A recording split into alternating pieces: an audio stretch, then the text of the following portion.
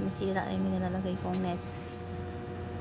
Pinapakain natin sila. So, I have here the flower seeds. Mix. Itong pagkain ng lovebirds ko. Itong mix seeds. May sunflower. Hindi ko alam mga ibang tawag dyan. So, yan ang kanilang nakaugali ang pagkain. No? Mura lang to guys. 1/4 is 20 pesos. So, lagi kong binibili 1/4 lang. Tapos, 20 pesos. 18 pala. 18, 1/4. 20 yung sunflower seeds. Ito. So, kainin na natin itong mga bubuwit na ito. Ayan, nakaabang na siya. Ito talaga yung matapang eh. Ito. Lagi ko to pinapalitan everyday yung kanilang tubigan, no. Paano kaya to, baka mabitawan ko yung phone. Sumusugod kasi to eh.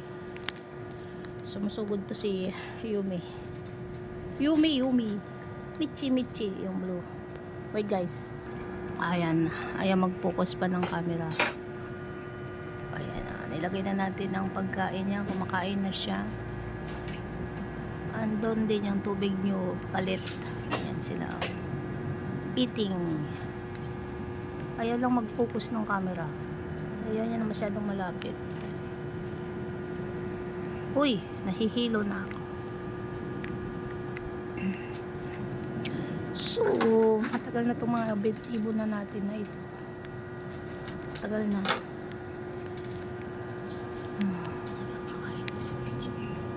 Kain na si Yumi. Ayun si Michi. Ayaw mag-focus naman to. Uy.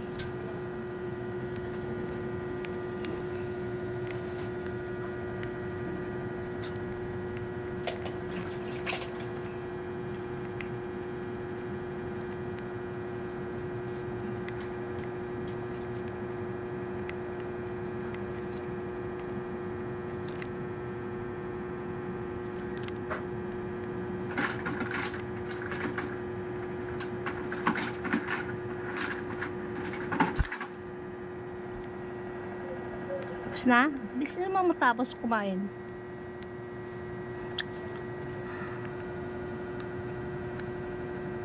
Ay, nangalay na ako guys. Baba na tayo. Ay, kasalukuyan ako'y kumakain. Nangalay. Uy, ito na ang ating malapit na yata itong matigok.